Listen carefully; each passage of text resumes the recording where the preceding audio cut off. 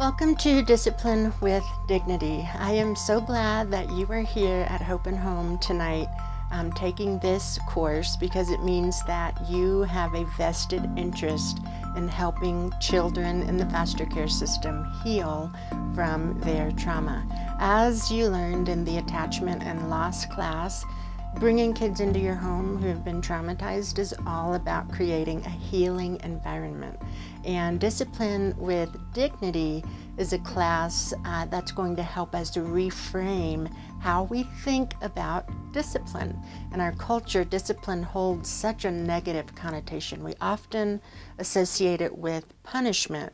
We associate discipline with making children feel discomfort, maybe even physical pain of some kind in order to learn. We believe at Hope and Home that children can learn without experiencing pain and discomfort. We believe that children can learn when they have a caring adult who is more interested in teaching and coaching them rather than punishing them. We're going to start off with a case study, and this is a real scenario from a foster family, several years back. It's a case study with real kids who were in Hope and Home's care a few years back.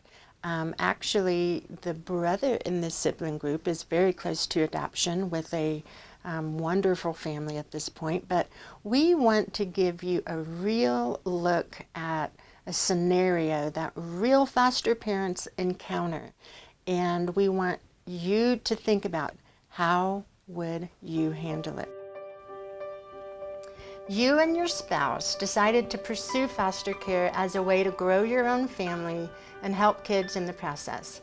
Having never parented before, you believe school-age children would be the best fit for your family, and you specify that you would be willing to take a sibling group of 2, preferably legally free. You've recently completed the certification process, and the call from Hope and Home comes for you to consider taking a 9-year-old girl and a 6-year-old boy who need an adoptive home. They've been with another foster family for 6 months, but due to some unexpected changes in their own family, the foster family is no longer an adoptive option for them. Hope and Home is recommending that you provide respite for these children to see if you think it's a good fit before placing the children into your home. You provide 2 weekends of respite and have a great time with both kids. You think it would be a great fit and agree for Hope and Home to transition the children to your care. Within the first week of having them in your home, you share with your home supervisor that you're struggling to know what to do because both kids seem to have tantrums if they don't get their way. Your home supervisor reassures you that this transition is difficult for the children because, after all, they thought they were going to be adopted by their previous family and through no fault of their own had to be moved against their wishes. She reminds you that the children may be 6 and 9 chronologically, but that they are probably more like 2 and 5 years old emotionally. She encourages you to help them navigate this big change in their lives by not expecting too much too soon and by responding to their meltdowns compassionately and with lots of comfort and understanding. You secretly doubt this strategy and believe that what the kids really need is for someone to discipline them and teach them a little respect. But you keep those thoughts to yourselves because you know that is not what Hope and Home teaches. By the 2nd week in your home, you are beginning to resent not only the children, but also Hope and Home. Hope and Home must not have told us everything they know about these kids. No wonder the previous foster home didn't want to adopt them. This is not what we had in mind when we signed up for foster care. We thought this was going to be easier. These kids have no respect for authority. If these kids want to stay here, they are going to have to learn who is in charge. You think to yourself. The end of the 2nd week comes to a head when the 6-year-old boy wants pudding before dinner. Your spouse, who is in the military, tells him no, and an epic power struggle and meltdown ensues.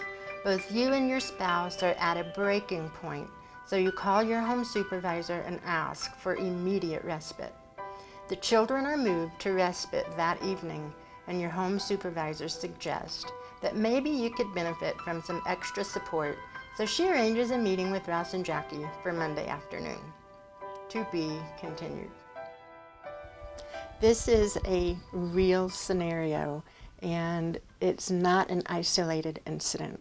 We have foster parents taking their first kid who call us up and want to know, what do they do whenever kids melt down like this? And you've had training on how trauma impacts kids' behavior. Part of learning discipline with dignity is to keep that in the forefront. What we have to remember about children in foster care is that these kids represent the worst cases of abuse and neglect. Yes, they're going to come into care. They may look healthy and happy and normal, and thank God for that. But also remember that out of the 16,000 calls that El Paso County receives every year for referrals of abuse or neglect, only about 300 of those kids end up at Hope and Home. And El Paso County only removes kids in the most dire of circumstances. The Department of Human Services wants to keep kids with families, and whenever they can, they put services in place to keep kids with their families. But when that's not safe, when that is not doable, whenever kids are at imminent risk of danger, or whenever they have been endangered or harmed or abused or neglected, it's only the most severe, serious cases that DHS actually removes those kids. Those are the kids that come to Hope and Home, and those are the kids that end up in your home. So here's what we've got to remember and keep at the forefront of our mind. The children in your home have been wounded, harmed, neglected, betrayed by authority figures, by their parents who are supposed to protect them from harm. And so there's already a dynamic with a child coming into care and going into a foster home with a grown-up he or she's never met before. And even though we know at Hope and Home you are full of love, you're safe, you've gone through the entire licensing process, you have had your life turned inside out so that Hope and Home has confidence in your ability to provide a healing environment. But these kids come into your home and they don't know that. For all they know, you represent another authority figure who has hurt them. And a lot of times our culture places emphasis on the parent as the supreme authority, and children need to obey that authority at all times, at any cost. And that's something we've got to throw out whenever we're talking about discipline with dignity, and whenever we're talking about creating a healing environment for children in foster care. The goal of discipline is to teach, to guide, to lead, to coach, to show, to model the behaviors that we want to see in our children. We want to redirect them when they are off track. We want to teach them social skills so that they're able to get along with others. We want them to learn respect for other people. We want them to learn empathy and compassion. We want them to be considerate of others. We want them to develop over time impulse control and maintain self-control. Those are the things we're after when we think about discipline, and they're all worthy. We all want our kids to respect others, have empathy and compassion and self-control. But let's look at what is the goal of punishment. Some might say that that's the goal of punishment too, is to teach those same skills. But let's step back and think about it for a second. Punishment is going to shift the focus from learning to fear.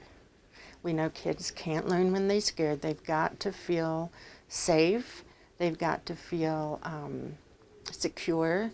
And they've got to be able to reflect on their own behavior in order to learn and internalize what we're trying to teach them. Punishment becomes about parental revenge. Think about it. kid standing on a street corner with a poster board that says, "I flunked algebra"? Is that really about teaching a child about good study habits, or is it about the parent humiliating the child? Okay, and then what is the experience of the child in that circumstance? Humiliation, resentment, embarrassment. What else would the child be learning in that situation? That adults are allowed to humiliate kids if kids mess up or if kids go through a rough patch? And that seems to be the direction our culture takes when it comes to discipline versus punishment. And a lot of times discipline and punishment are used interchangeably, and we've got to tease out and separate out the differences. Discipline, we want to focus on teaching, connection, coaching, patience, nurturing. And with teaching, kids are going to be able to reflect on their own behavior and internalize that lesson. The only way children are going to, quote, respect your authority is if you earn it by respecting them. I've talked to so many adults who were punished harshly as children, whether it was corporal punishment or just really harsh other punishments. And so often they tell me that they don't remember the lesson their parent was trying to teach, but they do remember how unreasonable, how mean-spirited, and how unfair the punishment was. That's not what we want kids to remember, okay? We want kids to remember the lessons and the heart of what we're trying to teach them. And they can't do that if they're resentful, if their focus is on how unreasonable and how unfair you're being as a parent. They can't internalize it. The lesson's lost because they're focused on the embarrassment of standing on a street corner, or the embarrassment of a corporal punishment, or the fear of an irate or angry parent. So it's really important that we don't use discipline and punishment interchangeably, okay? We want to think of discipline in the context of teaching, and we want to think of punishment in the context of revenge and really making kids suffer, okay? That is not what we're after. We're after teaching. In Colossians, Paul says, "Fathers, do not exasperate your children." Exasperate means irritate beyond measure. He goes on to say, "Take them by the hand and lead them in the way everlasting." And I'll tell you, discipline, like really, truly teaching, it's going to take more time than punishment does. Punishment might show very short-term effectiveness in curbing a behavior, but it doesn't produce a heart change. It doesn't produce an internal learning environment. We know of a mom here in El Paso County, and we know the kids who were adopted from Haiti after the earthquake. They were 5 and 6 years old at the time. And these girls showed up to school in their urine-soaked pajamas with a note attached to their pajamas that said, "This is my natural consequence for wetting the bed." I know there are so many of you in this room. I've read your applications. I've approved your application. Some of you are already licensed. You would not be licensed if you were the type of person who would do this to a child. So I know that you were out there thinking, how could anyone do this to a child? And I'm gonna tell you, and we're gonna go a completely different direction. People do this to children because they don't know a better way. They're well-intended, they're trying to teach a lesson, but they don't have the tools they need to do any better, okay? And there is a cultural normalization of making kids suffer to learn lessons, okay? This is where we are going to take Romans 12:2 to heart. It says, don't be conformed to this world, but be ye transformed by the renewing of your mind, by changing the way you think, okay? That's what this class is about. We are going to be changing the way we think about how we teach children. So let's go over some principles of discipline with dignity, and these are going to provide some framework for how we think about discipline. It's going to help us reframe it, and when we're through with that, we'll go into three techniques, three very practical techniques that you can put into practice with any child you know, whether it's one of your students, whether it's a neighbor, whether it's a niece, a nephew, or one of your own children. You're going to walk away with three applicable, practical things that you can do with any child you know.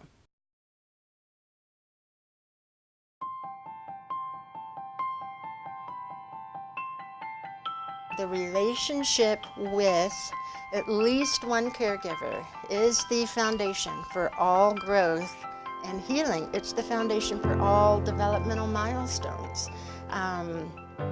Cognitive, emotional, social, physical, all of those developmental domains can be massively impacted by the quality of the relationship with the caregiver. So, discipline with dignity is relationship based. We believe healing occurs in the context of relationship.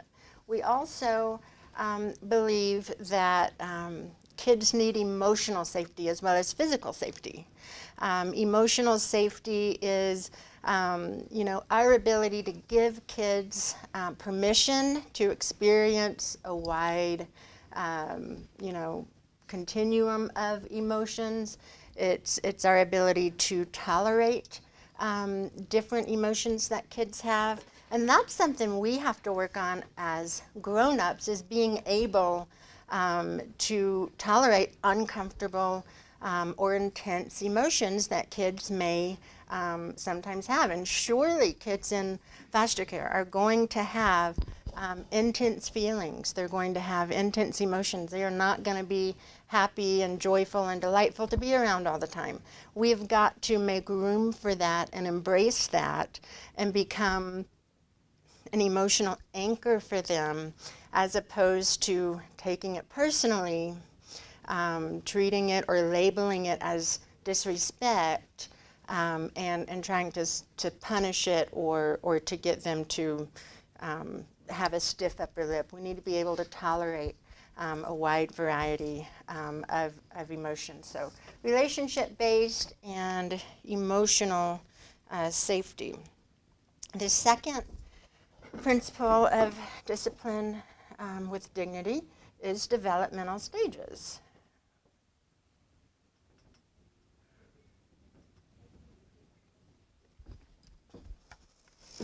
Whenever parents go home from the hospital, all they're required is to have a proper car seat and to go through shaken baby syndrome training. Am I right, pediatric nurse? That's all. They have to go through the shaken baby syndrome training so they know how dangerous it is to shake an infant, and they gotta have that car seat. I think our culture and our world is missing a very, very valuable opportunity whenever we're sending moms home from the hospital to give them a basic understanding of child development. We can get a driver's license at 15. We can get all kinds of things, but to take a baby home from the hospital, we don't have to have any knowledge of child development. And I want to encourage all of you to become students of child development. There is a universe of information and resources that are very accessible to parents about basic child development. So why is it important? Why is it important that we be students of child development? So that we can have appropriate and realistic expectations for children at different developmental stages. Because if we have expectations that are not realistic or appropriate, that's on us. It's not on the child. And so a lot of times parents or grown-ups will punish behaviors in children that are perfectly developmentally normal and perfectly developmentally expected for their age. So I encourage you guys to track down, even used child development textbooks. You can pick those up at any thrift store for $3 or $4, and just become a student of developmental stages so that you can have realistic expectations. Fortunately, you guys have gone through the state's online training for the developmental stages and kind of the effects of trauma. That is a really good start. If you didn't do all 4 of those classes, you will be required to finish those sometime during your first year of certification. But it's super important that we develop realistic expectations for children. One classic example is a 2-year-old who says no. Toddlers and 2-year-olds, they are separating from their moms. They are realizing that they have their own will and that sometimes they want things that are different from what mom wants. And that is a healthy part of them developing independence and their individuality, is learning that they want things sometimes that doesn't align with what mom wants. And so you're going to hear them say no a lot. And some authors and some parents may be tempted to think that is disobedience or disrespect, or if we don't, punish that and teach them they better obey right now, they're going to, grow up and be rebellious, and they're going to get in all kinds of trouble. And so we catastrophize, and it's just because we don't understand child development. A 2-year-old saying no is normal. We can't take it personally. We can't take it personally. Let's give them opportunities to say no. Let's give them opportunities to practice saying no. Let's give them opportunities to practice differing respectfully. And they will move through that stage. Gavin DeBecker is a great author. He's written The Gift of Fear, and he's written Protecting the Gift. And he grew up in an alcoholic, abusive family, and so all of his childhood he was constantly walking on eggshells, on high alert, just waiting for that next explosion to come from his dad, waiting for that next beating. And so he was constantly devising ways of escape and ways for him and his sister to be kept safe. So as he grew, he channeled all of that into a magnificent career in risk assessment, and he has consulted with governments, and he's consulted with cities and countries and large corporations on managing risk. He's created a mosaic for women who were in potentially domestically abusive situations, so they have kind of a gauge of like if their life is in danger or not. And Gavin DeBecker, in his book Protecting the Gift, he encourages parents to celebrate when their 18-month, 2-year-old, 3-year-old kids start saying no. We want our kids to have a strong no. We want them to be able to say no with us, so that when they're older, if they're in a situation that's compromising or that makes them vulnerable, they are able to have a strong no then. So instead of taking that personally when our 2 or 3-year-old says no or wants to do his own thing, let's celebrate it and work with it rather than punishing it and suppressing it. So that's one little example of the importance of understanding developmental stages so we can have realistic expectations. One more thing before we move on with developmental stages is we want to relate to kids where they are emotionally rather than chronologically. And so you will have kids come into foster care who may be 11 chronologically, but emotionally they may be 4 or 5. And so we want to relate to where they are emotionally rather than chronologically. The other thing we want to remember with developmental stages is child development is never just a perfect steady climb, okay? It's 1 step forward, 2 steps back. It is mastering something new and maybe falling behind in another area. And that is just part of it. So whenever you have a child who has previously been dry at nighttime, that child might start preschool, that child might come into foster care, that child may go to a new foster home. He's navigating a huge, huge change in his life, and that's where all of his energy is going. And so he may regress a little bit in the area of nighttime dryness. He may start wetting his bed again.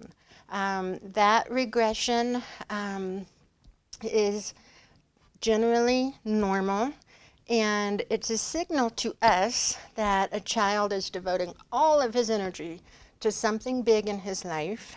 It's also a signal to us that that child is going back to a place where he felt more nurtured, perhaps, and it's a clue for us to up the TLC and provide extra emotional support and lean into that regression rather than resisting it or labeling it as manipulative or attention seeking. Bedwetting, by the way, is also it tends to be genetic, it tends to run in families, and there are times whenever you will want to get a pediatrician's opinion on it in case there is a medical concern, but we know that it's often most commonly triggered by emotional distress. So when kids are navigating new changes, even starting daycare after they've been home with mom, a lot of kids will regress in that area. So as parents, we want to lean into that and increase and up the TLC to provide emotional support to help them navigate that change, and they usually will bounce right back. Okay, so the third principle of discipline with dignity is the uniqueness of each child.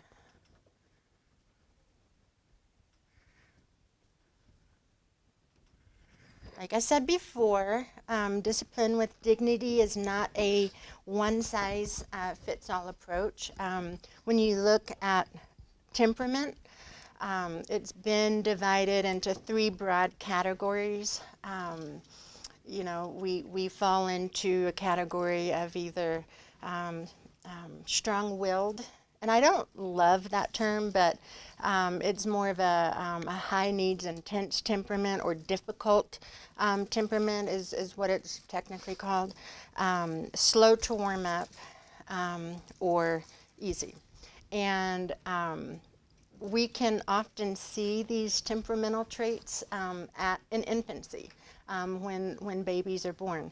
My son, for example, was a high needs infant, and so I held him constantly and had to tune into his cues rather than the clock.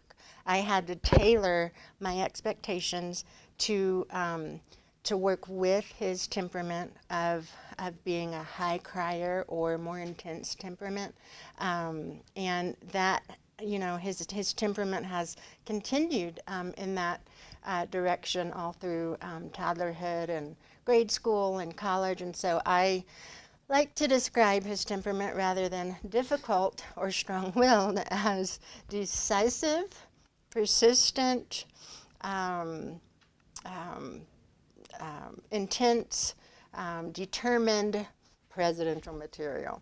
You know, so how we look at our kids' temperament also makes a difference in how it plays out. And so there are other children who they come into this world and they're just like happy to be here, and they're easy, and they sleep when it's time to sleep, and they eat when it's time to eat, and they are just delightful and easy, you know, all the time. And so we've got to tailor our approach to each child based on that child's temperament, based on what motivates that child, based on, you know, what that child is interested in. My daughter, for example, oh my goodness, if I even look at her with a hint of disappointment, she would just like fall apart. When she was younger, she was very, very sensitive, and she wanted to please. She didn't want to disappoint. And so redirecting her required a very, very, very light touch, if you will, not physical touch, but just a very light, gentle style. My son required a great deal more firmness, and it required a lot of flexibility on my part to be able to negotiate with him and compromise on things. And as he's gotten older, he's gotten just a lot easier, and I think some of it's developmental, you know, and you know, there were different stages that were easier than others, but we've got to remember the uniqueness of each child and tailor our approach based on that child's uniqueness. The fourth thing is that discipline with dignity is trauma informed or trauma wise.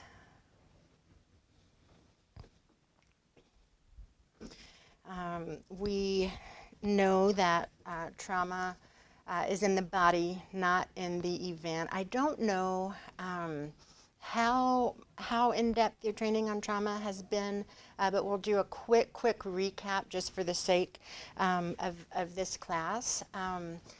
But what we know about trauma is that it's in the body, not in the event. Trauma is a physiological survival response. So we have, whenever we are faced with threat or danger, our brains release cortisol, adrenaline, to energize our large muscle group so that we can physically run and escape whatever that threat may be. Our brains release endogenous opioids, which is the brain's equivalent to morphine, to help us have that sense of numbness, you know, a sense of being able to disconnect from the reality. And then finally, we have a sense of helplessness and powerlessness. And those are the three hallmarks of trauma. So let's put it in context of a 3 or 4 year old girl whose mom is a prostitute. And that mom prostitutes men all through the day and night. And those men may even visit that 3-year-old. How else is she going to cope with that besides disconnecting? I mean, she's got the adrenaline flooding her system, but she can't run. She can't use up that adrenaline to escape that threat. And so she has no choice but to disconnect so that she can survive. And there's that sense of powerlessness and helplessness. Same thing with infants or even teen girls who are being victimized in any way. What else are they going to do? So they have all of this energy chemicals that have been released to help them escape, and they can't. So those are the three hallmarks of trauma. How does that trauma impact everyday behavior with kids? What does it look like on an everyday basis? You may have kids who come into care and they're hypervigilant. They're constantly on high alert. They're just waiting for the next threat or explosion, and it's a survival mechanism. So they're constantly they're jumpy. Somebody rings the doorbell, they may just come unglued. It may just completely derail them. That hypervigilance can also manifest in inattention in the classroom. It can manifest in fidgetiness, and so a lot of times kids are diagnosed with ADHD, and what they're really dealing with is some trauma that's created this hypervigilance and inability to sit still. It can also manifest in them seeming checked out and seeming disconnected from their environment. You may say to them, Molly, it's time for dinner, and it's like they don't even hear you. And so instead of taking that personally, labeling it as they're ignoring me, let's remember it's more than likely a survival mechanism where they have had to disconnect from their surroundings to survive. And so we will often see kids who not only seem checked out, or they appear to be ignoring you, like they're just in their own world, but we've also seen this manifest in kids who are having a hard time even identifying their feelings because they're so numb, and they have been so powerless and helpless in the past that they don't know how to reach out and ask for things that they need, and they have trouble, identifying their feelings and emotions. We also see trauma manifest a lot of times in like physical constriction. In babies, it may manifest as just a tense muscle tone. You want babies to kind of just melt into you whenever you pick them up. We've seen babies come into foster care who just stiffen up, and that's sometimes a function of trauma. Sometimes it's because they've been drug exposed, but we have seen kids, experience constriction, again, with not even being able to cry. Because they're just so wound up inside, have trouble regulating their bowel movements because they're just so wound up. And so trauma will manifest in a lot of different ways. The important thing for us to remember is that we've got to transform how we look at kids' behaviors. We've got to transform how we think about kids' behaviors. Romans 12:2. Be ye transformed. Don't be conformed to this world, but be ye transformed by the renewing of your minds. And that word, transformed, means metamorpho. It almost gives you the picture of a butterfly going through metamorphosis, starting as one thing, ending up as another. And that is what we are called to do in the context of foster parenting, is renew our minds, transform our thinking and the way we think about kids' behaviors. So discipline with dignity is trauma informed, it's trauma wise. So we're going to see behaviors through the lens of trauma rather than through the typical cultural lens of disobedience, disrespect, manipulation, attention seeking. Okay? We've got to look at the behaviors through the lens of trauma, transform how we think about them, how we interpret them, and that's going to transform how we respond to them so that we can have a healing environment.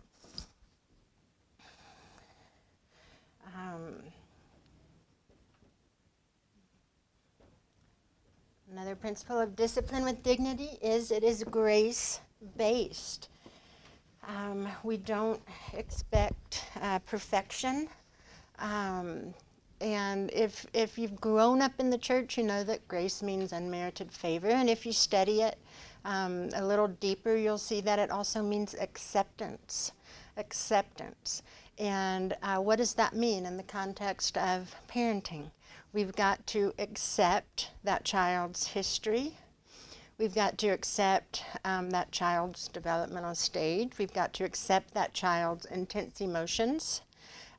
We accept where that child is emotionally and developmentally. We accept that child's natural pace and getting through school and getting through life. Acceptance does not mean condoning, okay? So we can accept and validate intense feelings. We don't condone punching a hole in the wall. So I want to make that distinction.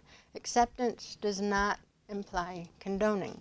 We can accept their feelings while setting limits with behavior. So it's okay to be mad. It is not okay to call your sister names. It's okay to be mad. It is not okay to punch a hole in the wall. It's okay to be mad. It is not okay to push. So we're bridging acceptance with limits. The other thing I like to talk about with grace-based is that we don't expect perfection. Okay, one example of this is we had a mom who's adopted, and they are a delightful family. They were with us for a while, and we met with them many times throughout their foster care journey to kind of help steer them and guide them with some discipline type issues. And we found ourselves like really encouraging them to let things go and you know, not make a mountain out of a molehill, look at the, you know, the big picture. And so of course, you know, that kind of natural tendency they had towards perfectionism continued, you know, once they moved on after they had adopted. And the mom came in and she was so earnest. I mean, I just loved her sincerity.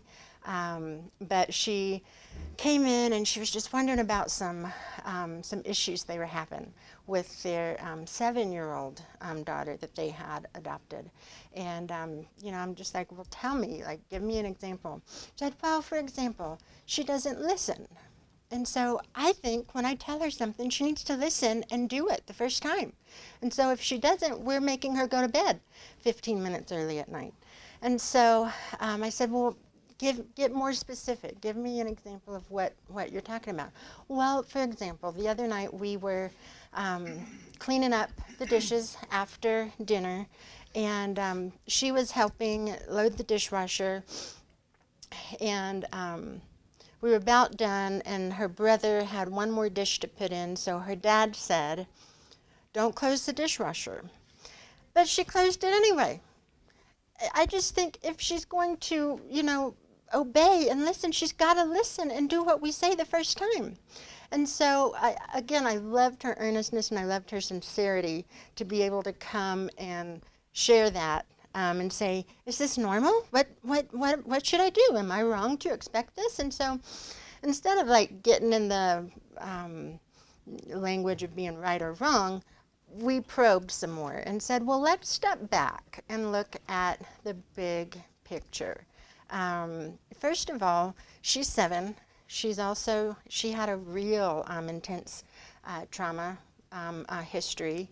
And so she was 7 chronologically, emotionally, she was maybe closer to 4 or 5. And, you know, so I said, well, let's step back and look at the big picture. Where is she emotionally? She said 4 or 5. You know, and I said, so what was she doing well? What was she doing well? She said, well, she was helping. She was helping. And I just helped her see that developmentally, this 7-year-old Let's look at the big picture. She's helping, she's participating, she's enthusiastic about being part of the family and picking up and contributing to the kitchen cleanup. And so her brain is a little bit slower than her hands. Her brain's a little bit behind her actions. And so whether she heard Dad say that or not, it took a minute for her brain to catch up. So she was closing the dishwasher and she closed it. That doesn't mean she was disobedient. It doesn't mean she said, Dad said not to close the dishwasher, but I'm going to close it anyway. That's not, in my opinion, what's going on here. It's very much a developmental situation where her actions get ahead of her brain, and it just takes a minute for her brain to catch up. It was not malicious disobedience. So let's look at the big picture. Let's celebrate. She's helping. After dinner, she's participating. She's enthusiastically helping. This is not a situation where we want to take away 15 minutes of her evening and send her to bed early. Okay, I don't want to punish, something that's developmental and really innocent. So let's not label it as disobedience. Okay, let's step back and look at the big picture, and let's ignore it and say, whoops, let's open the dishwasher. Blake has one more dish, and move on with the night. If we get hung up on one little thing, if we get hung up on perfection, we're going to derail every night we have with our kids. We're going to derail every day we have with our kids. And so we don't want to expect perfection. If we tell a kid, to sweep up the floor, you know what? Even if they leave a crumb in the corner, maybe they didn't get that spot under the dining table, let's celebrate that they participated and they helped. We can go behind them and clean it up later. And I know that, some of us, grew up with this mindset, like my dad used to say, if you don't do it right, don't do it at all. And that mindset can harm kids. Yes, we want to teach our kids attention to detail. We want to teach them craftsmanship. We want to teach them how to do things to the best of their ability, do them as if they're doing them unto the Lord. But we've also got to look at the fact that they're kids. They're going to mess up. They're going to make mistakes. And they're not going to be perfect, okay? And we've also got to be able to look at ourselves and say, am I perfect? No. Then why am I expecting my kid to be perfect? So whenever we can get in touch with our own tendency to make mistakes, to mess up, to, not have 100% perfect impulse control all the time, it can help us step back and have a lot more patience with our kids. So with grace-based, we want to accept them, accept their feelings, the good, the bad, the negative, the happy, the sad. We want to validate those feelings while setting limits. And we also don't want to expect perfection. Flexibility should probably be something that we're talking about all throughout your foster care journey. It's not only going to serve you, in the context of discipline with dignity, but it's going to serve you throughout your foster care journey. So we've got to have flexibility in our expectations, flexibility in how we think about situations, flexibility in our schedules, flexibility in just our lives. For example, we have to let go of a lot of our personal hang-ups. So we have a kid, Maverick, who he's since been adopted, and he's all grown up now and he has his own kids. But he was adopted when he was about 14. And his mom got him into football. As a matter of fact, you probably saw him on one of the videos you saw at the launch. But it was after school, and they were trying to get to football practice, and he was hungry, and he hadn't eaten lunch or whatever. And he was trying to tell his mom, I'm hungry. He was going through the pantry looking for a snack. And she, in her, desire to get to practice on time, was rushing him and, kind of putting pressure on him to hurry up and go. And that just caused him to lose it, okay? It caused him to lose it. He melted down. He ran down the street. He would not get in the car. And they ended up later coming to Hope and Home to kind of decompress and talk with us about it. But what do we have here? We have a 15-year-old kid who's been in foster care. He's been in other foster homes. He's been exposed to domestic violence. He's been neglected. And he is trying to get a very primal, basic need met. A need for food, trying to meet that need, a very, very basic need. And so when I say flexibility, that's the kind of situations I'm talking about that are, gonna serve you if you can have flexibility in that situation. I know that, the pace of our lives and, driving kids around and getting them from one appointment to another, it can be really hectic. And I know that we have a million things to do. But whenever you can just stop for a second, take a deep breath, remember that your goal is to create a healing environment, not to produce this perfect kid who's perfectly on time everywhere all the time. Step back and say, okay, let's take a few minutes and get your belly full and get you something to eat. And it's okay if we're a little bit late for basketball practice, because the important thing is that you've eaten and you have energy for practice. And so instead of disciplining his inability to hurry or get out the door on time, let's be flexible in our own needs and agendas to accommodate kids and make sure their needs are met.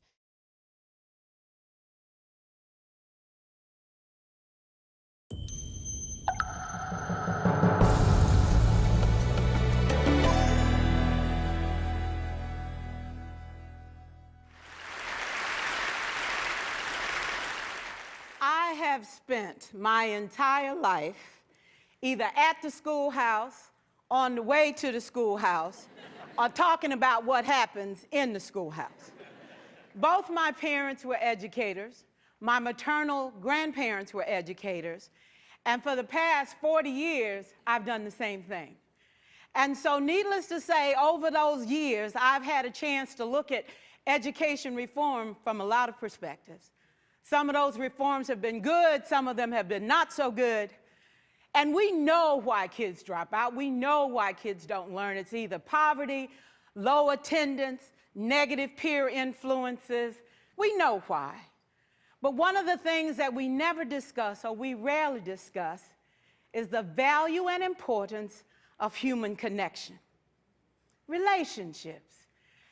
James Comer says that no significant learning can occur without a significant relationship.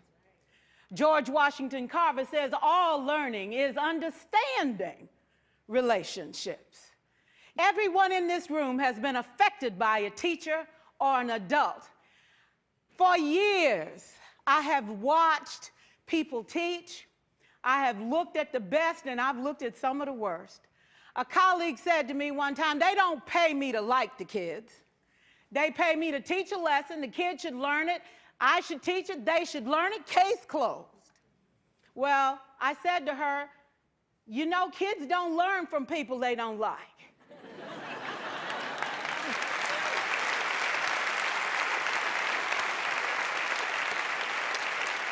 She said, that's just a bunch of hooey. And I said to her, well, your year is going to be long and arduous, dear. Needless to say, it was. Some people think that you can either have it in you to build a relationship or you don't.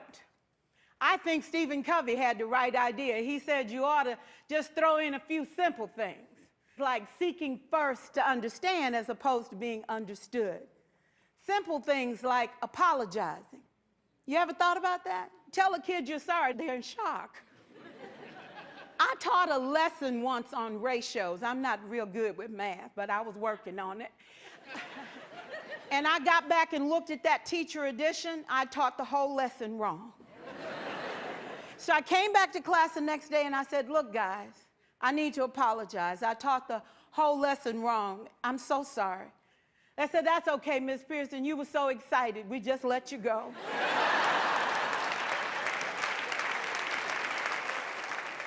I have had classes that were so low, so academically deficient that I cried. I wondered, how am I going to take this group in 9 months from where they are to where they need to be? And it was difficult. It was awfully hard. How do I raise the self-esteem of a child and his academic achievement at the same time? One year I came up with a bright idea. I told all my students, you were chosen to be in my class. Because I am the best teacher and you are the best students, they put us all together so we could show everybody else how to do it. One of the students said, really? I said, really? We have to show the other classes how to do it. So when we walk down the hall, people will notice us. So you can't make noise, you just have to strut. And I gave him a saying to say, I am somebody. I was somebody when I came. I'll be a better somebody when I leave. I am powerful and I am strong. I deserve the education that I get here. I have things to do, people to impress, and places to go. And they said, yeah. You say it long enough, it starts to be a part of you. And so,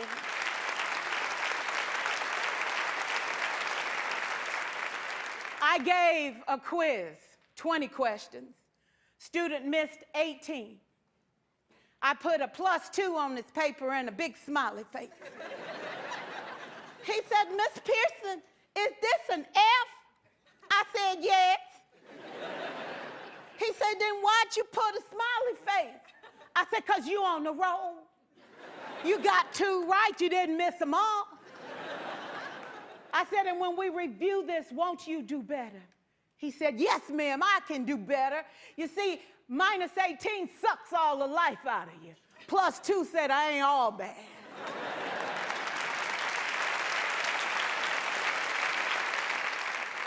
For years, I watched my mother take the time at recess to review, go on home visits in the afternoon, buy combs and brushes and peanut butter and crackers to put in her desk drawer for kids that needed to eat, and a washcloth and some soap for the kids who didn't smell so good. See, it's hard to teach kids who stink. And kids can be cruel. And so she kept those things in her desk, and years later, after she retired, I watched some of those same kids come through and say to her, you know, Miss Walker, you made a difference in my life. You made it work for me. You made me feel like I was somebody when I knew at the bottom I wasn't. And I want you to just see what I've become. And when my mama died 2 years ago at 92, there were so many former students at her funeral.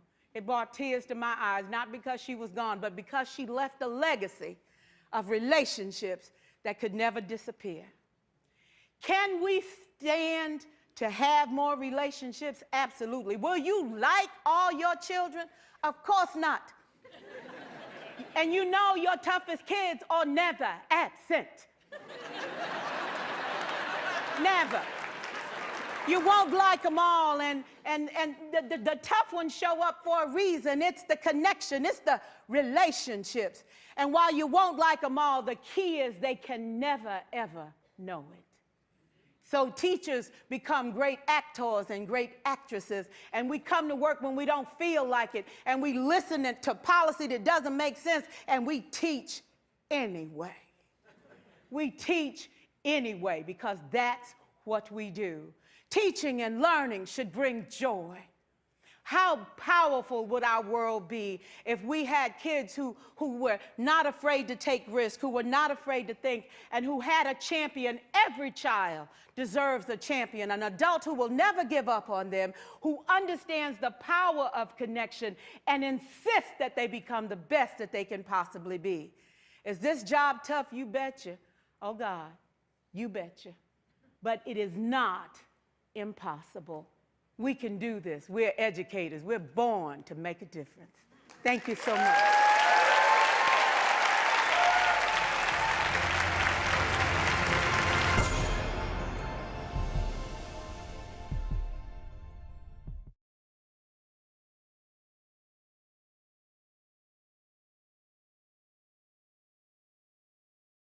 We really believe that if our foster parents can walk away with these 3 things that we're going to talk about, that kids are going to last longer in their homes and foster parents are going to last longer in their careers. What we saw was time and again foster parents focusing on everything a child does wrong, that he was not able to see anything good that the child was doing. The second thing we were seeing is foster parents getting into the most ridiculous power struggles, to the point that if they did not win the power struggle, the child had to move. And then the third thing we have seen over and over the years is foster parents only looking at the behavior and not looking under the behavior.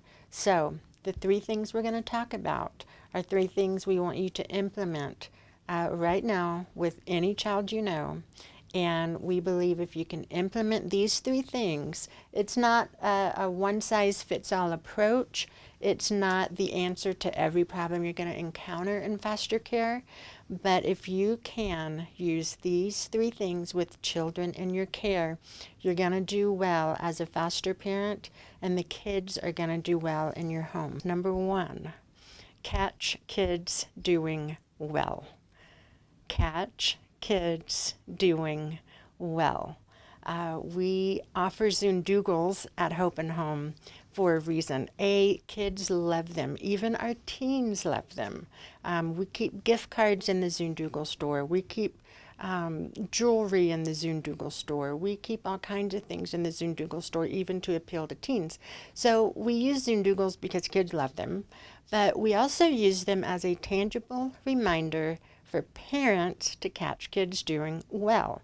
Keep Zoondoogles in your wallet as that tangible reminder. You can use them on the spot to motivate a child to do well in a particular situation, or you can use them over time to shape a particular behavior over a month or 2 or 3. You say it Zoomdoogle. Z U O M D. A Zoomdoogle is a kind of money, only yellow or purple, and they only have 5s or 1s. So most teenagers think that they're too old for Zoomdoogles, but I think it's a good way for us to act like little kids and enjoy hanging out with the younger ones also. I like the Zoomdoogles because they're the best thing in the universe. There was an experiment where teachers for 2 weeks ignored disruptive behavior, ignored it. And when the child was sitting still or playing well or doing their work, being quiet, whatever it was, the teacher would focus on that, focus on the thing they were doing well. And the teacher would use nurturing touch with words of affirmation. And that provided a double reinforcer. And the teacher, instead of correcting the disruptive behavior, focused on what the kids did well. And after 2 weeks, the disruptive behaviors had disappeared. And so what I find with catching kids doing well is it is a matter of training yourself as a parent to shift what you focus on. There's an optical illusion that I like to use sometimes. It's basically 4 black and white circles, 4 like black and white checkered circles. 2 of the circles are green and black and pink and black. And there's a dot in the middle of each circle. And what you do is you hyper-focus on that dot in the center of that green circle for a minute, and then you shift your focus to the dot in that pink circle for a minute. And you do that a couple of times, and then you look at the black and white circles, focus on the dot on the top one, focus on the dot on the bottom one. What's fascinating about this is most people will start to see a tinge of green where there is no green. They will, when they're looking at the dot on the bottom black and white circle, they will see a tinge of pink on that circle where there is no pink. And what I want to take away from this is we will start seeing negative everywhere we look if that's what we're going to hyper focus on. We've seen families get really hyper-focused on, a child's diagnosis or a child's annoying behavior. The point of the optical illusion is a reminder that if we hyper-focus on what the child's doing wrong, we're going to have a hard time seeing the good because we're going to see the negative everywhere. Really being intentional about our perspective is key to catching kids doing well. The second thing we want foster parents to take away from this class, and this is huge. It's so huge, and like I said, we have seen so many families blow out over this. And number 2 is avoid power struggles. Avoid power struggles. Again, it's about retraining ourselves, transforming how we think about kids, transforming how we respond to kids. It involves parenting from a position of security rather than insecurity. Whenever we feel threatened by a child's will or a child's assertiveness, when we feel threatened by that, that's whenever we tend to get into power struggles. And as foster parents, we have got to let that go, and we've got to remember that foster parenting is not about showing a kid who's boss. It is not about overpowering a child with your will to show him who's boss. I've heard MOPS leaders, I've heard like mentor women in churches literally say to young moms, never let them win. And that's some of the most dangerous advice I've ever heard shared, ever. Because that kind of thinking is going to lead to rigidity. It's going to lead to power struggles. It's going to lead to winning, the foster parent winning at all cost. And we want kids in foster care to win. We want them to feel some sense of control. We want them to feel some sense of being empowered. We want them to know that they can disagree and that we will listen to them respectfully. So avoid power struggles. How can you do that? For one, walk away. If you feel yourself getting pulled into a power struggle, walk away. Go to another room. Get a change of scenery. Take 10 or 15 or 20 minutes to catch your breath and gain perspective. Call a friend, call your mentor, call a spouse, and talk through it. Have tea, check Facebook. There's all kinds of things you can do to get yourself out of that cycle, because we know how power struggles go. You draw a line in the sand, and then the child steps over it, and you keep upping the ante, and it just tends to cause the whole situation to escalate and spiral. couple of years ago, we had an interesting story where a young girl by the name of Maria was 17 years old, and she was in foster care with her parents down in the south end of town, and she had to do respite in the north end of town with another foster family. And this foster family had 3 younger kids. And from the very beginning, it was tough because Maria didn't want to go into respite. She didn't like being in foster care, so she showed up a little bit grumpy at the new foster parents' home to do respite. And she barely knew them. She had seen them in support group, but really had never spent any time with them. So she was struggling to begin with. And so she arrives at their house, and she's already not in the best mood. And the mom discovers, I don't know how she discovered this, but that the young girl was wearing a thong, a type of underwear called a thong. And she didn't like that. And so she addressed that with Maria and said, you know, we don't wear thongs in this house. Well, Maria's like, what are you doing? Why are you, I think in her mind she was like, why are you looking at my underwear? But she's like, I'm sorry, but that's the only underwear I have. And this started into a power struggle. The mom saying, what do you mean it's the only underwear you have? You don't have other underwear? She's like, no, I don't. And the mom's like, well, I have a husband, and I don't want you running around in a short skirt with a thong. And she's like, it's the only thing I have. So as you can tell, this is not the best way to start out a respite stay, but that's how it started. And then as the day progressed, the teen girl wanted to talk to her boyfriend. And this goes back in time to the era where if you're going to make a phone call, it's the device that actually is stuck to the side of the wall and has a cord attached to it. So she made a phone call, but she couldn't find privacy. It wasn't her own phone. And she was pulling the cord as far as she could away from the kitchen, which is where the foster mom was. So the foster mom was a little suspicious.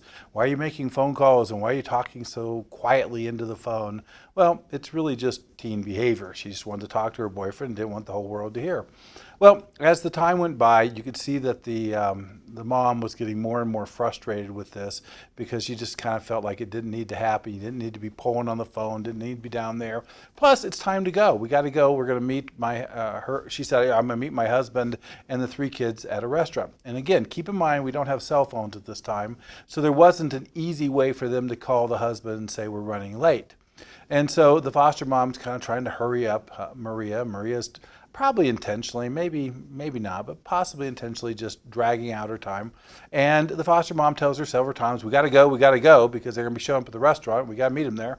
And finally, she just hangs up the phone, reaches over, clicks the receiver, and hangs up the phone and says, I told you, I gave you lots of warnings. We got to go now. So Maria kind of drags out into the car, clearly upset that her phone call had just been disrupted like that, but does get in the car. They do go to the restaurant, and she's sulking now, and mom is unable to get any kind of conversation going. They get to the restaurant, they go in. There's her husband, 3 little kids. The 5 of them are all seated at a table, and it's time to order. And so Maria looks at the menu and decides to, looks for the most expensive item on the menu and orders that, which was irritating to the mom and dad because they're struggling financially. Having a bunch of kids in foster care is not inexpensive. So they're like, okay, fine, we're not going to say anything. And then the meal arrives, and Maria looks at it and says, I'm not hungry. So clearly what's going on here is she was upset by the way the day started, both the thong incident and the phone incident, and she's being what we would call passive aggressive. She's not fighting back directly, but she's clearly making it known that, you know what, I'm just going to be kind of a little stinker and wreck your evening. I'm just going to be like this.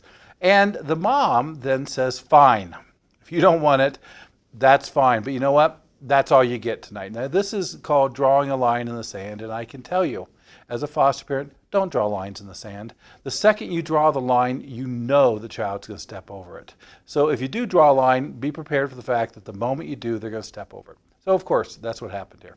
She draws a line and says, well, if you don't eat this, that's all you get tonight, because we don't have any food in the house. Well, teenager responded the way teenagers would respond. There's ice cream in the fridge. I saw a bunch of ice cream. Foster mom says, yeah, but that's for a special event. You can't have it. She goes, well, I'll eat it anyway. Foster mom says, you can't. That's for a special event, and you're not allowed to eat it. I'm not going to let you eat that.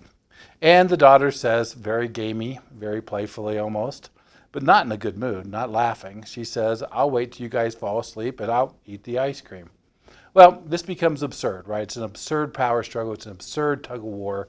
They get home that night. No, the daughter didn't eat the dinner. They get home and she's swearing she's going to eat the ice cream, and the mom is not going to let it happen.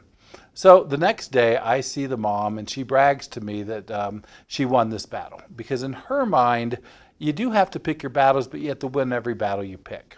And there's a lot of books that say that. Boy, they're just dead wrong. There's a lot of books out there that said win every battle that you pick. I'm going to tell you up front, that's crazy.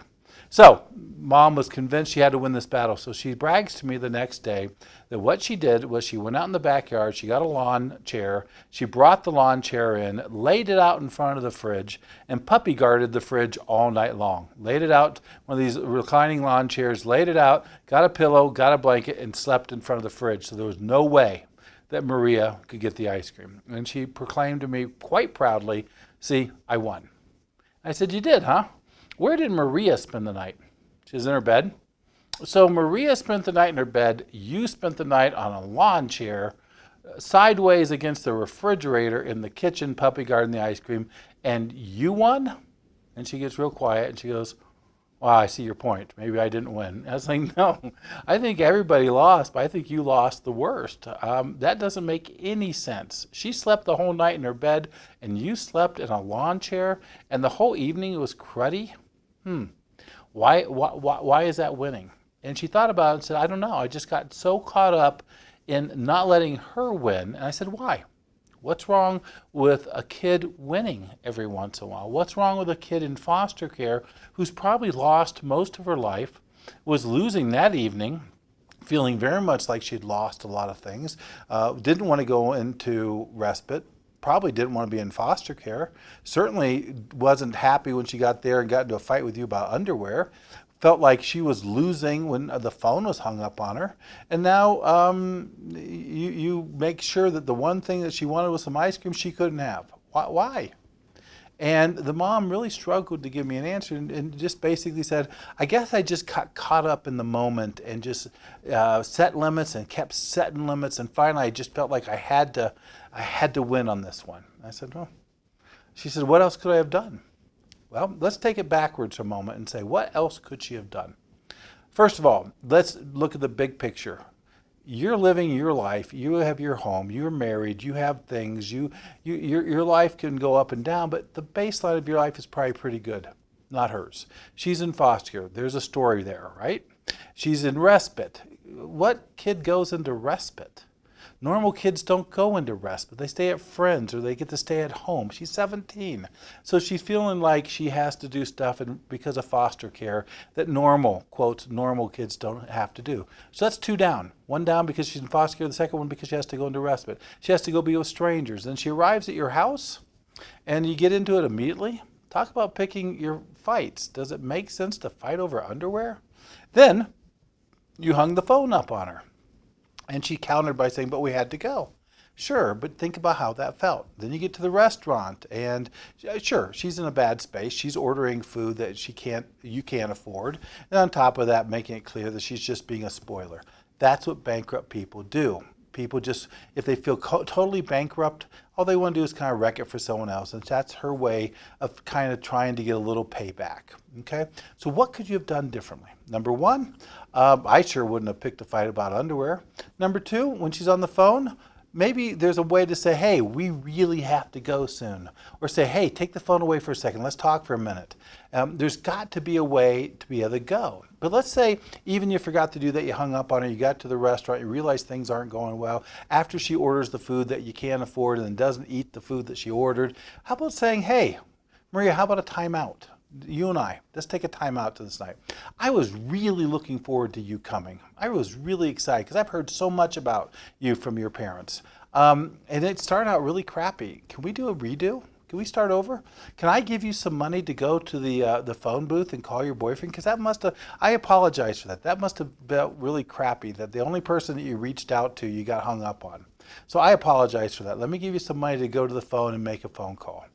All of those things would have helped. Or if she orders the food and doesn't want to eat it, Let's put it in a box. Let's take it home. You know, you might want to eat it later. Then finally, the whole issue of puppy guard in the fridge for the ice cream.